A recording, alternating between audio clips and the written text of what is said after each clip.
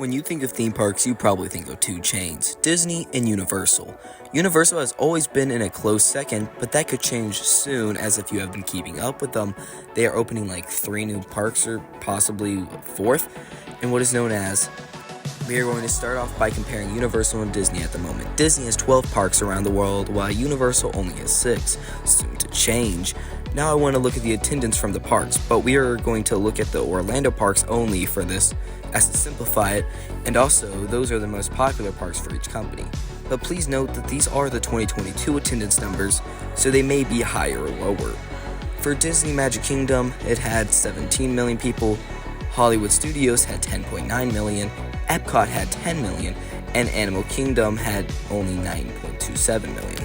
While Universal Studios Florida had 10.47 million people and Islands of Adventure having a staggering 11.7 million.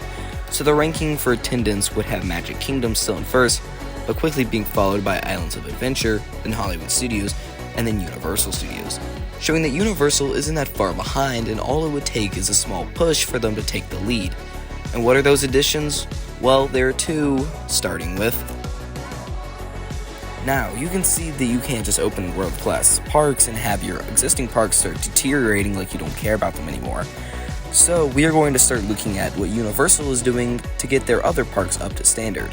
Islands of Adventure is already up to standard, but its neighbor Universal Studios is most definitely not.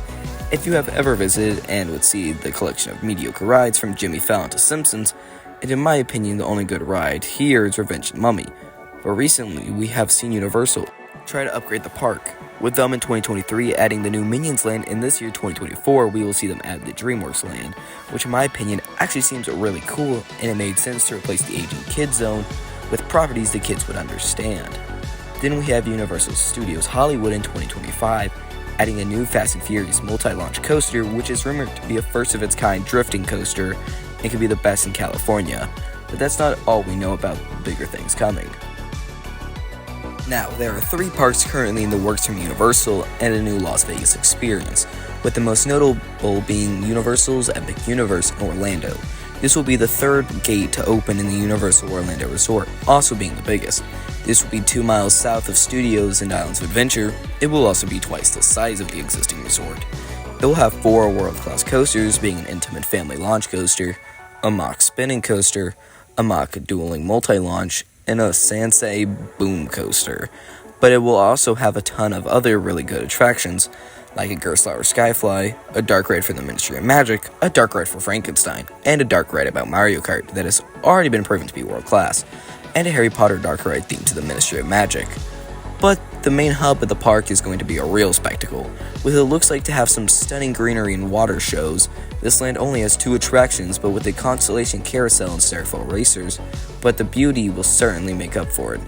But there are still 3 more places to cover, so let's move on down to Texas, where we will find Universal Kids Resort, a new park in Frisco, Texas that will be for the kiddos, as you can tell by the name. Think of this park as being a bigger version of Kids Zone.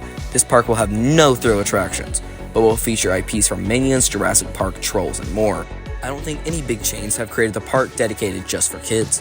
Not even Disney has done that. But now we jump farther west to Las Vegas, where we can find Universal Horror Unleashed, a year-round version of Halloween Horror Nights that might even be scarier considering it's made for horror. I really don't have a lot to say about this one because that's all I really know. But you know what's the best if it does get built, which it probably will since land is bought and website domain name was claimed by them, is Universal Great Britain, an all-new world-class park just a little north of London, which will be their 3rd international park within the last decade, with Universal Studios Singapore opening in 2010 and Universal Beijing opening in 2021. The UK has been mostly untapped by international park chains, being dominated by the Merlin Group, owning Alton Towers and Thorpe Park. But now that Universal is going to be arriving, Merlin has to step up and get their parks ready to be competition. This park's concept art, though, looks fantastic with what seems to be another Hulk clone, and what I'm guessing is a placeholder, but a Starfall Racers clone. But now that we have seen what is happening at Universal, let's see what Disney's going to do to prepare for this massive Universal expansion. When we go over to the Disney parks, we can assure that they are doing something to combat this. I mean, surely they will do something so their biggest competitor won't damage their attendance. So let's see what they're doing. Oh yeah, nothing. I mean, you got a Splash Mountain Ray theme, but that's about it.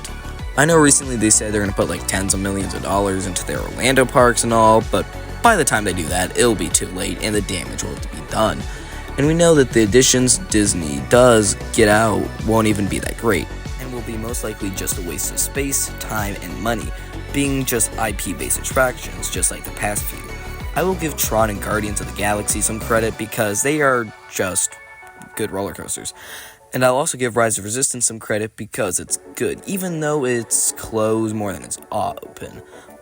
But Smuggler's Run, Seven Dwarfs Mine Train, Monsters Inc. Laugh Floor, and Slinky Dog Dash are painfully mediocre. I know included Monsters Inc. Laugh Floor, even though it's a kid's show, but it did replace extraterrestrial alien encounter, which was an interesting experience, and Stitch's Great Escape, which was okay.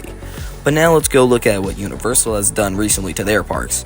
In 2019, they added Hagrid's Magical Creatures Motorbike Adventure to the Hogsmeade section of Islands of Adventure, which is an incredible themed experience with a backwards sections, drop track, and 7 launches, which already knocks all of Disney's recent additions out of the water.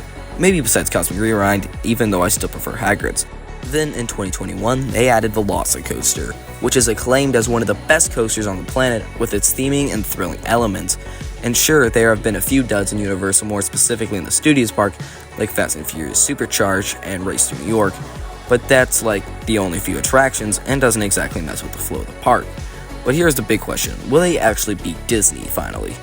Yes, I believe so, but they won't be able to kill them, as Disney runs on nostalgia, and if they keep doing that, they won't die. But Universal will probably pass them in attendance and quality quite soon. And that's what Universal's grand plan is. I would be extremely appreciative if you liked and subscribed, and I guess I'll see you guys next time.